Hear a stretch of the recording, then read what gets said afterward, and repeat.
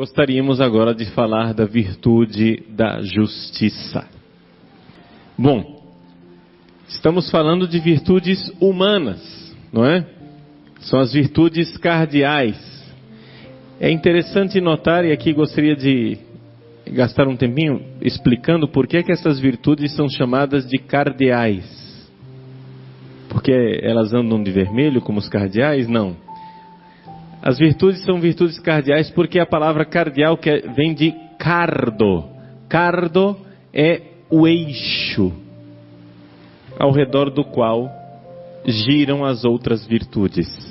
Então existem outras virtudes além dessas quatro, não é?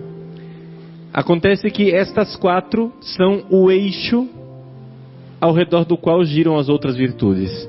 As outras virtudes dependem delas, não é? Por exemplo, a virtude da temperança tem outras virtudes que dependem dela. Por exemplo, a virtude da castidade, que é uma virtude, vem da temperança.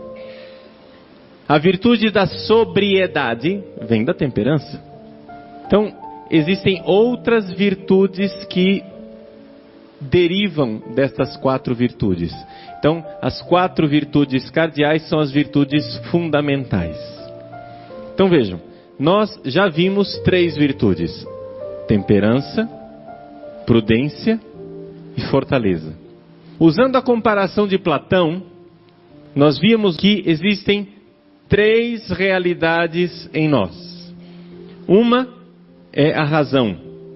Uma razão que está no seu lugar devido é a virtude da prudência.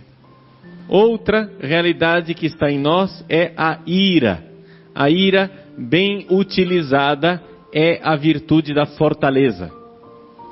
E uma terceira realidade é o desejo. E o desejo moderado, equilibrado, é a virtude da temperança. Ok? Então já vimos essas três coisas, a pessoa sadia com essas três virtudes. E agora então vamos ver a justiça. Primeira coisa que a gente tem que dizer a respeito da justiça é que não sobrou nada para ela, né? Se nós já vimos essas três partes, o que é que sobrou para a virtude da justiça? É que a virtude da justiça não é uma virtude que diz respeito ao indivíduo somente, mas diz respeito ao relacionamento do indivíduo com as outras pessoas, com a sociedade. Então, a primeira coisa que nós devemos dizer é que existe na pessoa sadia um bom relacionamento das partes da alma, das faculdades da alma. Eu estou usando a palavra partes, mas é uma palavra inadequada. São as faculdades da alma, a faculdade intelectiva, irascível e concupiscível, usando uma palavra mais fácil de entender, a inteligência, a vontade e o desejo precisam estar organizadas. Esta organização, quem manda? A prudência, a fortaleza, a temperança. Mas existe a organização também do nosso relacionamento com as outras pessoas. Nós não somos uma ilha, nós precisamos organizar nosso relacionamento com os outros. E aqui então a virtude da justiça. Bom, mas ninguém acha que a justiça é uma virtude. Esse é o problema. Ou seja, você entende o que é a justiça. A justiça para nós é uma reivindicação, não é isso? Queremos justiça! Você entra com um pedido no tribunal, eu quero justiça! Todo mundo entende o que é justiça. O que é a justiça? Justiça é atribuir a cada um aquilo que é seu. Em latim se diz unicuique suum. A cada um o seu. Justiça é dar a cada um o seu. Jesus disse mais ou menos isso quando ele disse assim: dai a César o que é de César e a Deus o que é de Deus. Ou seja, a cada um a gente tem que dar aquilo que lhe pertence. O devido. Isto é a justiça. Mas o que é a virtude da justiça? A virtude da justiça é a virtude que tem a pessoa que faz a justiça sem grandes esforços. Por exemplo, imagine uma criança. Ela vai aprendendo que existem coisas que são dela e coisas que são dos coleguinhas. De repente seu filho chega em casa com um brinquedo diferente. Onde que você pegou isso, menino? Ah, eu ganhei. Quem deu para você? Aí não sabe dizer quem deu. Ah, foi o tio. Não, não foi seu tio. Falei com ele, não foi ele quem deu isso para você. Quem deu isso para você? Ela surrupiou, afanou, roubou, né? Mão leve, levou da casa do amiguinho. Muito bem. Você vai agora entregar. Você vai lá devolver e pedir desculpas. Você vai e ensina para a criança a praticar a justiça. Entendeu o que é justiça? A criança fez, porque você estava lá no cabresto, né? Ela fez um ato de justiça, mas ela ainda não é uma pessoa justa, ela não tem a virtude da justiça. A virtude da justiça é quando ela fez a justiça 1 vez, 2 vezes, 3 vezes, 4 vezes, 10.000 vezes, e aí ela finalmente aprendeu. Aí você imagina ela já crescida, adolescente, ela vai à padaria, compra um doce, e a menina do caixa dá um troco errado e dá dinheiro a mais. Quando ela está na calçada que ela vai ver o dinheiro e vê que tem dinheiro a mais, ela volta e diz: moça, a senhora me deu dinheiro a mais. Isso não me pertence. Isso é seu. Essa é uma criança justa. Ela tem a virtude, para ela não custou nada isso. Para ela custaria ficar com aquele dinheiro que não lhe pertence. Ela não ficaria tranquila se ela ficasse com aquele dinheiro. Eis aí uma pessoa que tem a virtude da justiça. A virtude da justiça é quando a pessoa habitualmente faz a justiça. É connatural. É interessante nós notarmos isto com relação às virtudes. Isso vale com relação à justiça e vale com relação a todas as outras virtudes que nós estamos falando aqui. É importante a gente notar isto. Em que consiste uma virtude? Vejam o que é que eu coloquei para vocês. Um ato de justiça não é a virtude da justiça. 2 atos de justiça não é a virtude da justiça. Mas dezenas de atos de justiça fazem com que a pessoa fique virtuosa, porque a virtude se torna uma como que segunda natureza. Deixa eu explicar. É a questão do hábito. Quem é que dirige aqui? Quem tem habilitação para dirigir? Levanta a mão. Quem tem habilitação para dirigir? Muito bem.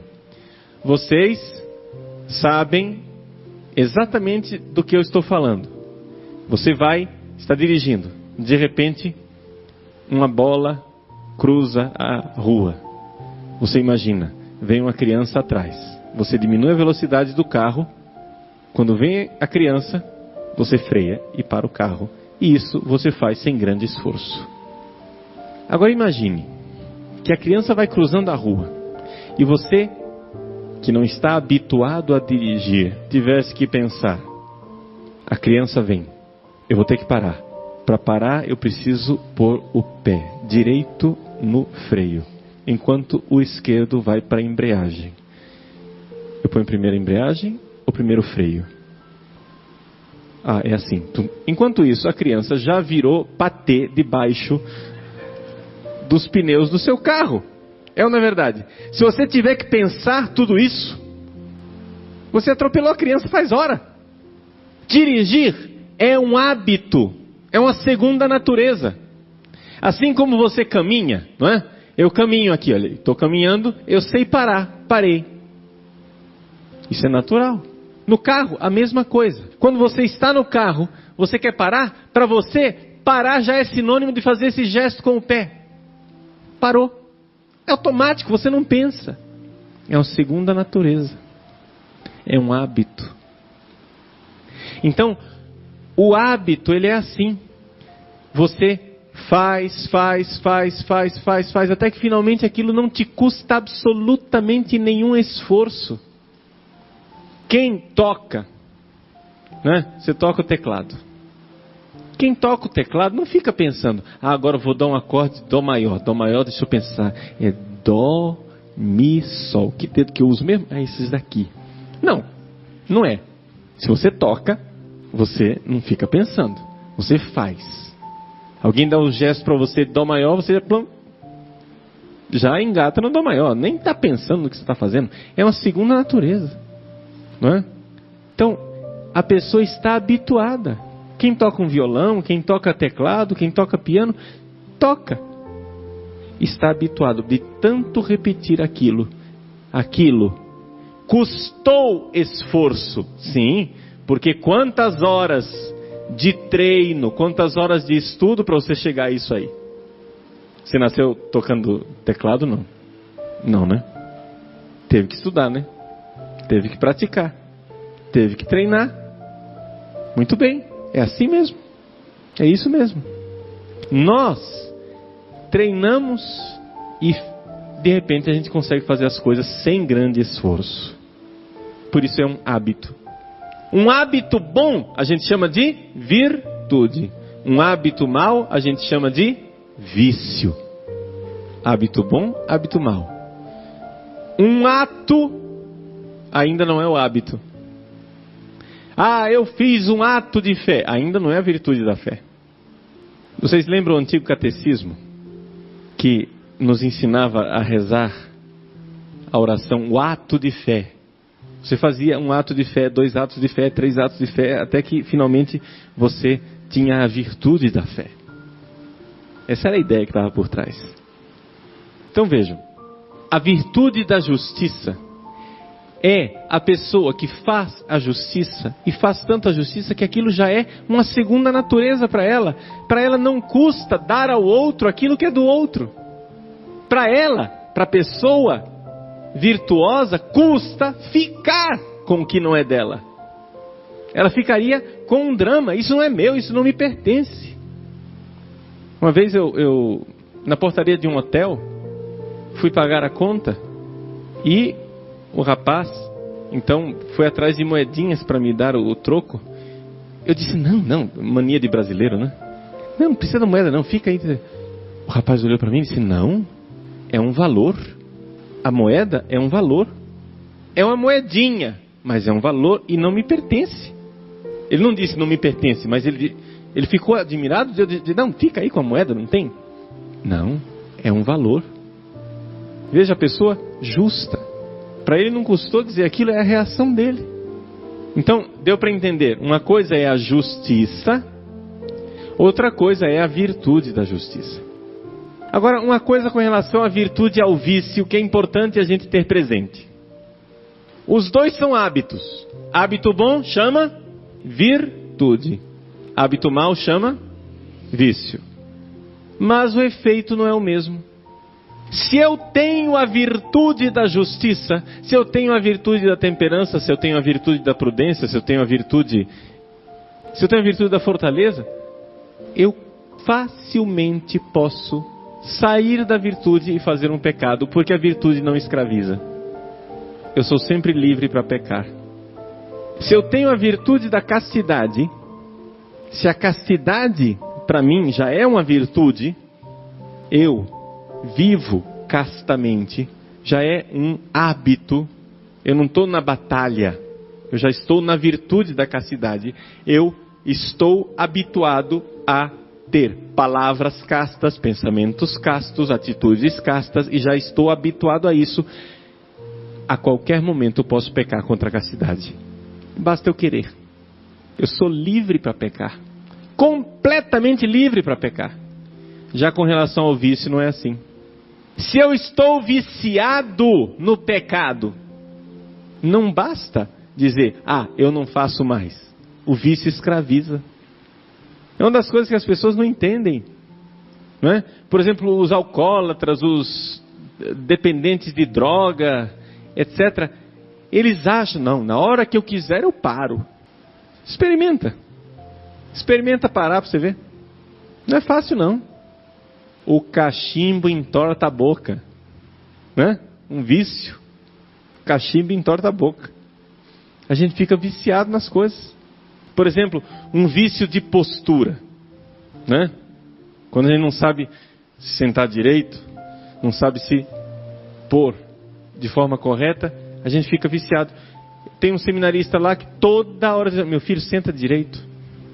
Meu filho, senta direito. Porque ele se contorce na cadeira de um jeito que eu não sei nem descrever. Parece uma cobra na cadeira, né? Não é só que ele fica relaxado, sentado, não. Isso aí todo mundo faz num momento de, né, tranquilidade. Relaxa na cadeira. Mas ele se contorce na cadeira. Não sei como é que a coluna dele aguenta aquilo. Ele vai sofrer da coluna. Mas está viciado. E não é fácil sair de um vício. Mas é fácil sair da virtude. Cochilou, o cachimbo cai. Para sair da virtude é facinho. Então, vejam só. A primeira coisa aqui, nós entendemos o que é a justiça. Justiça é atribuir a cada um aquilo que é o seu. E o que é a virtude da justiça? A virtude da justiça é uma característica da pessoa que habitualmente já atribui ao outro aquilo que lhe é devido. Não pensa duas vezes em dar aquilo que não é dele para o outro. Não, atribui com tranquilidade. Essa é a virtude da justiça. Pois bem, e quais são os aspectos da virtude da justiça? Primeira coisa, gente. Nós vivemos numa cultura que, por causa da influência marxista, nós achamos que não tem esse negócio de propriedade privada. Isso, desde a Revolução Francesa, desde antes da Revolução Francesa, Jean-Jacques Rousseau já era contra a propriedade privada. Ele dizia: é um absurdo, não é?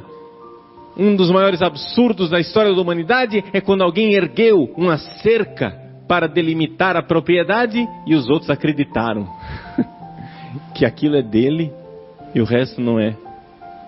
E ele acha que não tem propriedade privada. E a partir daí também a nossa sociedade vive isto. A gente acha que não tem essa coisa de propriedade privada. Como se houvesse, como se toda propriedade fosse uma usurpação. Como se toda propriedade fosse um roubo. Pensa bem que esse negócio, no fundo, está na cabeça do brasileiro. Nós aos poucos estamos escorregando para o marxismo sem notar. Está acontecendo conosco. Por quê? Vejam como, por exemplo, até os empresários brasileiros, atenção, até os empresários se sentem de alguma forma culpados por possuir. Sentem, né? O fulano, ele tem uma indústria, ganhou dinheiro, tem dinheiro, e ele tem, sei lá, que carro. Um Honda Civic, sei lá, não é um carro bom, mas não é um desplante, assim, um negócio do outro mundo. Tem um Honda Civic. Parece que ele se sente acanhado. E todo mundo olha para ele assim, dizendo: né, você tem um Honda Civic, né, seu sem vergonha. No Brasil, nós colocamos na cabeça a ideia de que ter dinheiro é pecado. Gente, ter dinheiro não é pecado, não. Se alguém tem algum problema de ter dinheiro, por favor, dá o dinheiro para mim que eu resolvo o seu problema. Viu? Se você acha que ter dinheiro é pecado, eu vou aliviar você desse fardo. Vem cá, dá o seu dinheiro para mim. Eu aceito. Dinheiro não é pecado. Nós precisamos ser bons administradores do que Deus nos concede nessa vida. Ter algo que é meu não é pecado. É importante nós compreendermos que a posse não é uma usurpação. Se eu trabalhei, se eu herdei, se eu ganhei, não interessa. O importante é que eu não tenha roubado. Eu tenho $1 milhão. Muito bem, eu roubei? Não. Então, isso não é pecado. Eu não tenho por que ter um complexo de culpa. Mas nós aqui no Brasil nos sentimos culpados. Teve um pouquinho mais de dinheiro, você já vê que você se sente culpado. Você passa na rua, vê uma pessoa andando de Fusca e você está andando com um Honda Civic, você já se sente culpado de estar andando de Honda. Você vai dizer, padre, mas e a solidariedade com os pobres? Ah, bom, aí são outros 500. Aí é outra coisa. É outra coisa. Nós podemos e devemos ser generosos. Mas uma coisa, uma característica típica da justiça. Somente a pessoa justa é que é capaz de fazer aquilo que vai além do devido. A generosidade. Somente quem é justo é capaz de ser generoso. Quem é injusto, quem está sempre pegando o que não é seu, o que não lhe pertence, você está sempre surrupiando, roubando, essa pessoa que é injusta, ela não é generosa. Por quê?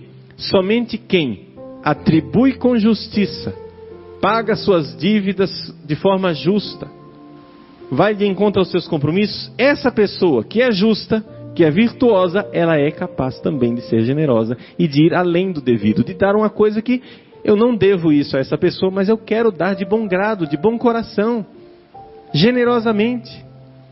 Mas aí eu estou indo para além da justiça, no amor, que é uma coisa que nós vamos estudar depois. Nós vamos ver a virtude do amor depois. Mas agora é importante que nós vejamos a virtude da justiça. E a virtude da justiça, existe propriedade pessoal, existem direitos pessoais. Por quê? Porque existe um Criador. Existe um Deus que nos fez e que deu algo que nos é próprio. Se você, é interessante como a humanidade, nós estamos agora acostumados a falar dos direitos humanos.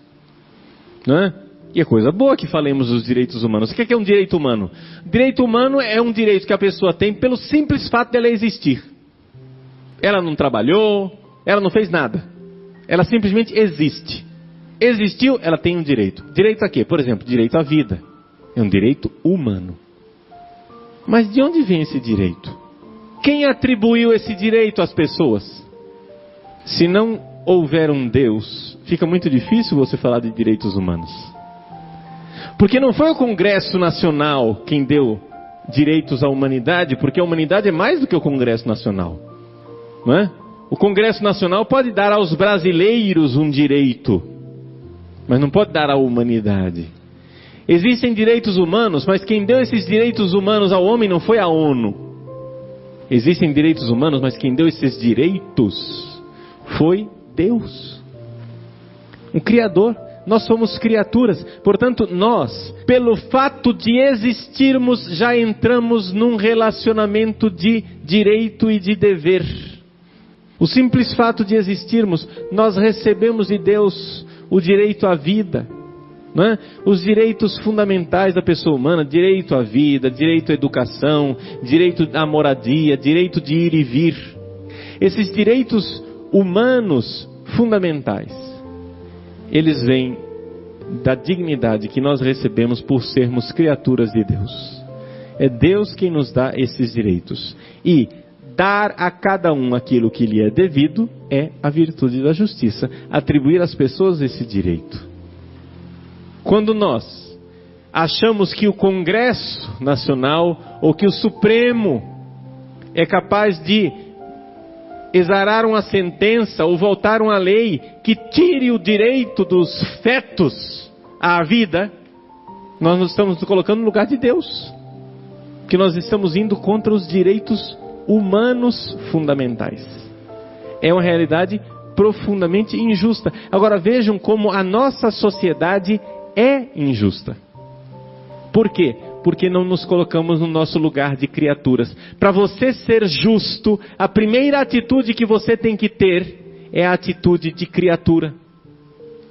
Vamos entender o que é a atitude de criatura? Vamos ver. Vamos olhar na Bíblia. Na Sagrada Escritura, a atitude de criatura é o seguinte. Olha lá no livro do Gênesis, quando Deus criou o homem. Quando Deus criou o homem, pode pegar no capítulo 2 do livro do Gênesis. No capítulo 2 do livro do Gênesis, você vai ver ali que Deus cria o homem do barro.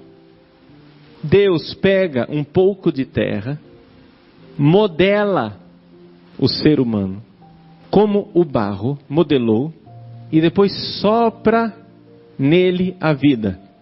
Deus fez o homem à sua imagem e semelhança. Quem é modelado? O homem.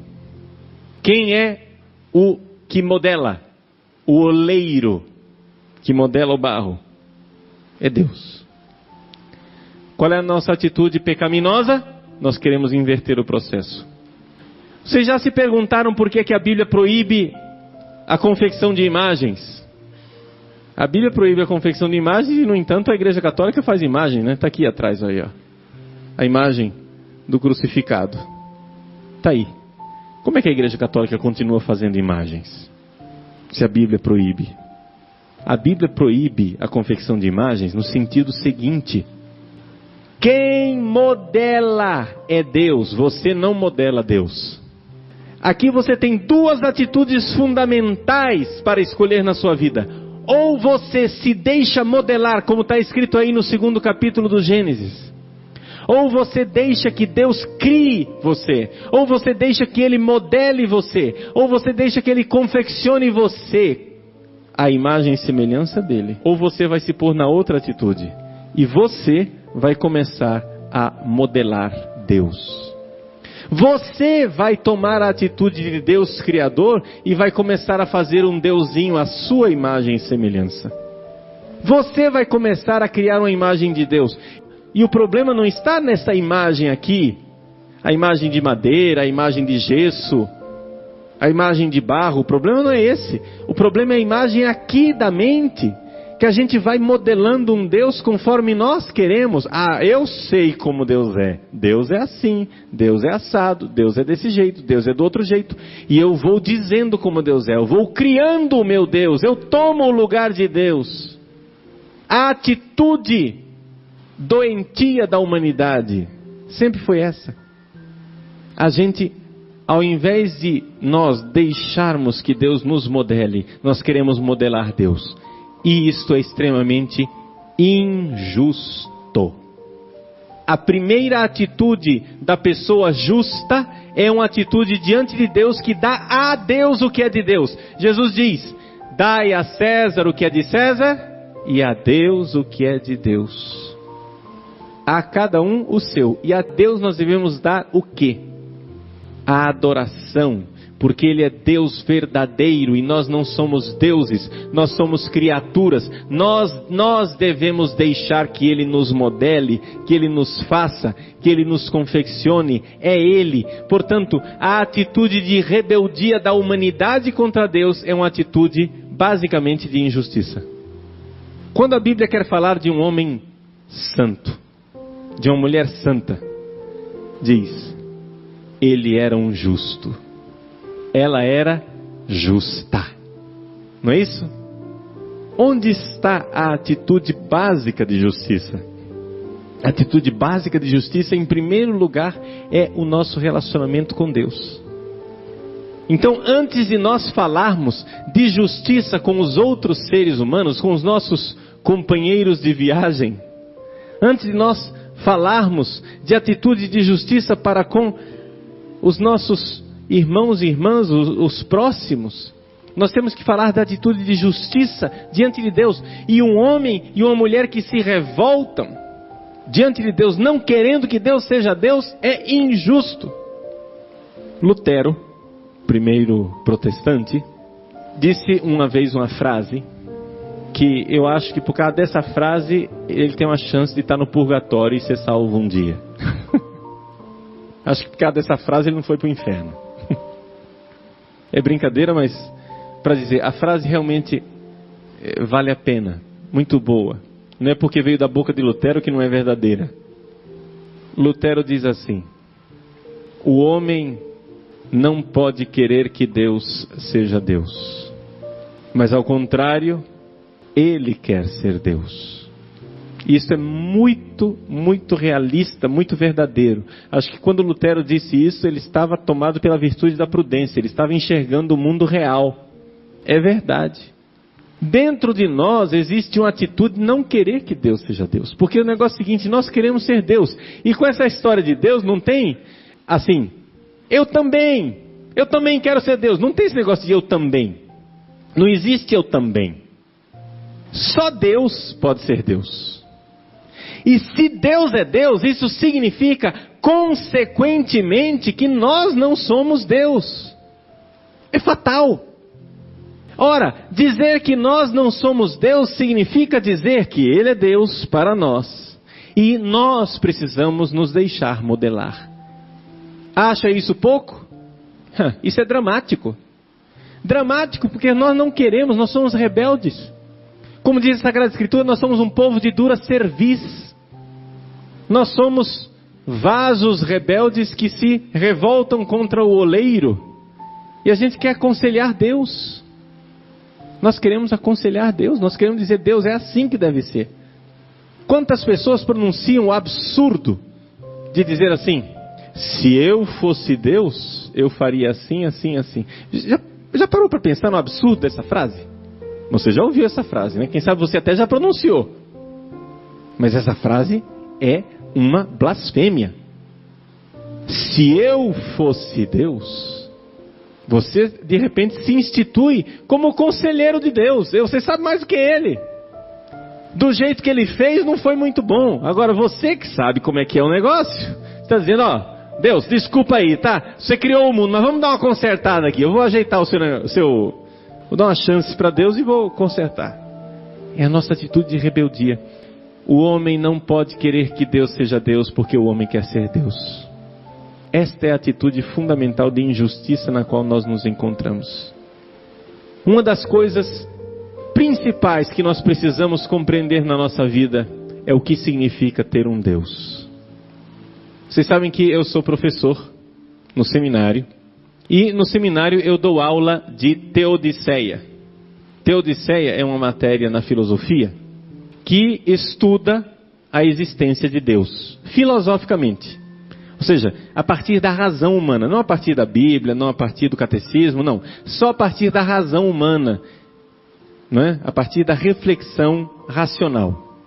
Bom, eu dou aula de Teodiceia. E eu digo no início do curso para os meus alunos, gente, este curso aqui não vai provar para vocês que Deus existe, e também não vai provar que Deus não existe, porque não é possível provar. Dá para provar que esse celular existe, olha aqui, ó. Veja, pronto. Porque o celular eu posso levar para um laboratório, eu posso pôr na balança, pesar, medir, isso daí dá para provar. É empírico. Mas Deus, pelo próprio fato de ser Deus, não dá para provar. E nem dá para provar o contrário, não dá para provar que Ele não existe. Se alguém disser, eu descobri a prova de que Deus não existe, pode saber, é bobagem, nem dê ouvido. Se alguém disser assim, eu tenho a prova de que Deus existe, também é bobagem, não dê ouvidos. Mas padre, não tem as provas da existência de Deus? Não são provas da existência de Deus, são argumentos racionais que indicam que é razoável que Deus exista. Tem até lógica que Deus exista. Faz sentido que Deus exista, mas prova no sentido científico, material, concreto, não existe. Porque Deus não se põe Deus na balança. Deus não é sensível, não dá. Bom, fecha parênteses. Eu digo para os meus alunos, vejam, nesse curso de Teodiceia nós vamos aprender não tanto uma prova que Deus exista ou que Deus não exista. O que eu gostaria de transmitir para vocês nesse curso é o que significa a existência de Deus. Ou seja, que consequências para a vida de uma pessoa o fato de Deus existir. E que consequências há na vida de uma pessoa o fato de Deus não existir. Se Deus existe, as consequências são essa. Se Deus não existe, as consequências são essa. Deus não é um detalhe que não muda a nossa vida. Não. Quando um dia um cientista apresentou para Napoleão, não sei quem foi, acho que foi Laplace, não me lembro direito. Apresentou para Napoleão toda a história das estrelas, os astros, e como funcionava o universo, etc e tal. Napoleão olhou para ele e disse, e Deus? E o cientista, acho que foi Laplace, não me lembro direito, disse, je n'ai pas besoin de cette hypothèse. Eu não tenho necessidade desta hipótese. Como se Deus fosse uma hipótese. Como se Deus fosse só uma teoria. Mas Deus não é isso. Deus muda muito a nossa vida. Gente, se Deus existe, a vida tem sentido. A primeira consequência da existência de Deus é essa. Se Deus existe, a vida tem sentido. Se Deus não existe, a vida não tem sentido. Por uma razão muito simples. Sentido tem se alguém criou a coisa. Qual é o sentido de um celular? Bom, você vai perguntar para o fabricante. Qual é o sentido de uma árvore? Se Deus não existe, não tem sentido nenhum. Ela está aí somente. Ela não tem razão de ser. Ela não tem propósito. Mas se Deus existe, a vida tem sentido. Então, se Deus não existe, comece a se desesperar. Porque, de fato, existe um grupo de filósofos que eu tenho uma admiração profunda por eles. Não por causa daquilo que eles disseram, que disseram muita bobagem. Mas eu tenho admiração profunda pela coragem. São os filósofos existencialistas. Os filósofos existencialistas, eu tenho admiração pela coragem deles, porque eles levaram até as últimas consequências o fato de Deus não existir. Ou seja, eles creem que Deus não existe. E tiraram as consequências disso. Ou seja, quais as consequências? A náusea, angústia, crise existencial, falta de sentido de vida, suicídio, desespero. Essa é a consequência. Se Deus não existe, comece a se desesperar. Porque a vida é um absurdo. Se Deus não existe, a vida é uma piada de mau gosto. Porque ela não tem sentido. Para que você lutar e terminar 7 palmos debaixo da terra? A gente passa a vida inteira lutando. A gente luta para criar prédios para proteger o nosso corpo, para nós não ficarmos doentes. A gente luta para comprar roupa, para nos proteger das intempéries do tempo. A gente luta para comprar comida, a gente luta para comprar remédio, a gente luta para os recursos da medicina melhorarem, a gente luta para tudo, luta para viver, para preservar essa vida, para chegar no final e ser derrotados, porque um dia a gente vai morrer. Então para que lutar? Se Deus não existe, a vida é absurda. Agora, se Deus existe, olha aí o golpe. Olha o pulo do gato. Se Deus existe, então isto muda completamente minha vida. Deus não é uma hipótese inócua. Muda completamente a minha vida, porque se Deus existe, Ele me pensou. E eu fui pensado por Ele. Então quer dizer que a minha atitude básica na vida é uma atitude de obediência a alguém que me pensou. Assim como eu, para utilizar bem o celular, devo seguir as instruções do fabricante. Significa que eu tenho as instruções do fabricante que me fez. Alguém me pensou. Não é que eu funciono de qualquer jeito. Não. Tem coisas que funcionam e coisas que não funcionam. Você é sempre livre para obedecer ou não obedecer, mas as consequências não são livres, nós já falamos isso. Você é livre para tomar veneno, mas você não é livre para tomar veneno e não morrer. Se você toma veneno, livremente, a consequência ela é obrigatória, chama-se morte. Por quê? Porque está escrito na lei do seu ser. Você pode fazer sexo livre e numa noite ter relações sexuais com 10 pessoas. Pode fazer. Mas você não é livre para na manhã seguinte sentir que sua vida está cheia de sentido, que você está feliz e que não existe um vazio existencial. Não. Se você fizer isso, no dia seguinte você está na fossa. Porque sua vida está vazia, sem sentido e absurda. E cada vez mais absurda. É consequência. Então vejam, a primeira atitude da pessoa justa, o homem justo, a mulher justa, é dar a Deus o que é de Deus. Dar a Ele a reverência, a adoração, o louvor. Agora, é interessante nós compreendermos também um aspecto, que a justiça para com Deus é uma dívida que nós nunca vamos ser capazes de pagar. Por quê? Porque o que quer que nós queiramos dar a Deus, foi Ele que nos deu.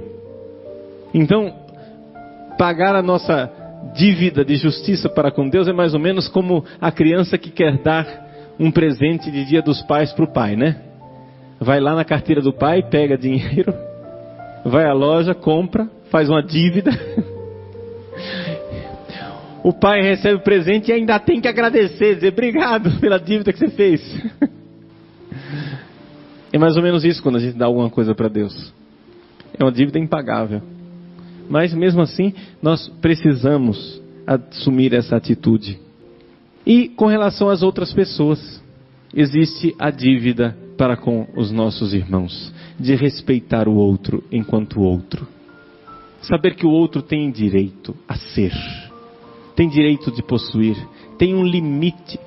Existe um limite. E nós precisamos criar esta virtude. Lá no nosso seminário, nós temos um método pedagógico. Quando o rapaz entra no seminário, o primeiro ano, ele dorme num grande dormitório, com vários outros rapazes. São 10, 15 rapazes num dormitório só. Para quê? Para ele ser incomodado pela presença do outro. Na casa dele, ele estava acostumado a viver sozinho no quarto dele. Na casa dele, ele tinha a vida dele, ele vivia sozinho, ouvia música na hora que quisesse, batia a porta e fazia barulho, acordava durante a noite e ligava a luz.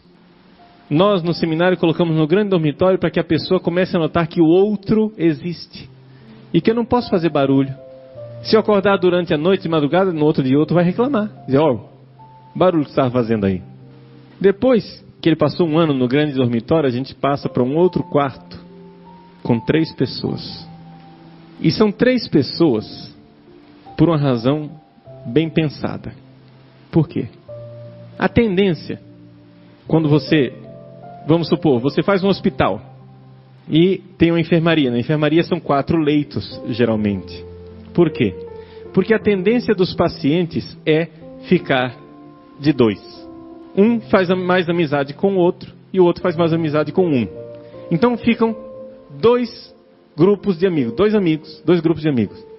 Se você põe 3, um fica sempre de fora. Isso é natural, é uma tendência natural. E a gente põe num quarto com 3 exatamente para lutar contra essa tendência de excluir. E ali você põe 3, você espera um momentinho e vê quem que vai ser o excluído da relação. E aí, como formadores, a gente vai lá e começa a cutucar. E começa a incomodar. E começa a dizer, olha só, você está excluindo, rapaz. Você tem que incluir. Isso aqui é seminário. Seminário não é ECC, Encontro de Casais com Cristo. Não é para vocês fazerem o casalzinho e deixar o outro de fora. Tem que incluir o terceiro. Tem que ser 3 amigos. Não excluir o terceiro. Vai. Incomoda. É um incômodo? É. Mas é o incômodo de voltar-se para o outro, de olhar o outro e dar ao outro, não é? A dignidade que ele tem. Você precisa estar lá incomodando, dizendo, olha, é um incômodo? É. Só depois de 3 anos de seminário é que o fulano vai ter o quarto dele individual. Mesmo assim, o banheiro é coletivo. Para quê? Para incomodar. Podíamos fazer um banheiro individual. Mas banheiro coletivo é um troço que incomoda. Não tem troço que incomoda mais do que banheiro coletivo. Por quê? Ainda mais entre homens, né? Ou bicho desleixado, né? Aí um vai e usa o banheiro, deixa sujo, o outro já vai incomodado, já, etc. Aí dá aquela briga, arranca rabo, vem de cá, vem de lá. Para quê? Para você notar que o outro existe. Isso é formativo. Depois, quando for padre, vai viver na sua paróquia do jeito que quiser, mas você pelo menos aprendeu. Pelo menos teve um período de formação em que você aprendeu a dar ao outro o que é do outro, o que é devido, a viver juntos. Nosso Senhor Jesus Cristo, quando mandou os seus apóstolos, os enviou 2 a 2. São Paulo nunca andava sozinho. Ele primeiro foi com Barnabé, depois, no meio do caminho, não é? Então, Barnabé chamou João Marcos, que era sobrinho dele, Paulo chamou Silas, e aí foram os 4, felizes e contentes da vida. Lá pelas tantas, o Marcos desistiu, Paulo já ficou com raiva. E deu briga. São Paulo, brigou com São Barnabé. São santos, canonizados. E você acha que santo não briga? Brigaram. Porque Barnabé ficou ofendido, porque Paulo não queria levar o moleque. Paulo também não era bolinho não, né? Não era fácil, né? Paulo disse, não, esse moleque roeu a corda na outra viagem, não vou querer levar não. Barnabé disse, não, mas é meu parente. Então vai embora com seu parente. E romperam e foram embora. Brigaram. Mas nessas brigas, nesses encontros e desencontros, a gente vai se formando. Porque que o outro incomode, a presença do outro incomode, isso é bom para nós. O meu irmão é o meu médico. É o meu médico. Quando você, por exemplo, está rezando, imagina que você está sozinho na capela, a capela só para você, o Santíssimo só para você, feliz e contente da vida. Você vai decolando, entra alguém e abre a porta rangendo. Aí começa a tossir. Aí arrasta a cadeira. Aí dá um bocejo. Aí você pensa assim, olha aí, por isso que não dá pra gente ser santo. Eu já estava aqui no 7º céu. Já estava quase subindo perto de Deus, agora vem essa anta batizada me atrapalhar. Aqui ó, já estou irritado. Eu já estava santo. Agora estou irritado. É por isso que a gente não chega à santidade. Não, meu irmão. Seu irmão é seu médico. Você já estava doente antes. Teu irmão veio apontar a sua doença. Você, quando estava lá, santinho, sozinho na capela, em arroubos místicos, subindo ao 7º céu, você já era um doente de ira. O irmão só veio pôr o dedo na sua ferida para mostrar que você estava doente. Porque quando a gente vive sozinho, a gente se acha muito santo. Mas é a presença do outro que faz com que a gente veja a nossa miséria. Como é que nós vamos aprender a humildade se nós não tivermos alguém diante do qual nos humilharmos? Como é que nós vamos aprender a partilhar se nós não tivermos alguém que incomoda a nossa solidão? Como é que nós vamos aprender a dar ao outro o que é do outro se o outro não estiver aí? E é por isso que São João nos diz: quem diz que ama a Deus que não vê, e ama e não ama o irmão a quem vê, é um mentiroso. Porque esta justiça para com Deus e a justiça para com os irmãos estão intimamente ligadas. Dar ao outro o que é do outro é um incômodo. É um incômodo. Nós precisamos uns dos outros para nos santificarmos. Os santos padres, padres do deserto, chegavam a dizer que o demônio é o nosso médico. Não só o irmão, o demônio é o nosso médico. Que quando o demônio vem nos tentar, ele põe o dedo na ferida e você acorda para a vida e vê que você não está santo. Então, por mais que o irmão esteja fazendo com você uma injustiça, saiba tirar algo de bom disso e compreender que o seu coração também é injusto como o dele, de alguma forma, e que você pode aprender a se adaptar, partilhar, se abrir, se humilhar e crescer interiormente. Quando Deus criou a mulher, no livro do Gênesis está escrito assim: não é bom que o homem esteja sozinho, vamos criar um auxílio que esteja ao seu lado. É isso que está escrito nas nossas traduções, mas não é o que está escrito no hebraico. No hebraico está escrito assim, ao pé da letra: não é bom que o homem esteja só, vamos criar um auxílio contra ele. Auxílio contra. E não tem maior verdade, gente. Alguém duvida que mulher é completamente diferente de homem? Alguém duvida aqui? Mulher não entende a cabeça de homem de jeito nenhum, e homem não entende a cabeça de mulher de jeito nenhum. É ou não é verdade? E é esse embate que nos santifica. É este convívio. Por isso Deus colocou a mulher do lado do homem e o homem do lado da mulher como um auxílio contra. Por isso não reclame. Não reclame da diversidade. Não reclame da diversidade, porque é exatamente essa diversidade que nos enriquece, que nos santifica, que faz com que nós aprendamos o nosso relacionamento com os outros. E finalmente, virtuosamente, saibamos dar ao outro o que é do outro. Esta é a virtude da justiça, quando nós, espontaneamente, tranquilamente, naturalmente, aprendemos a virtude da justiça.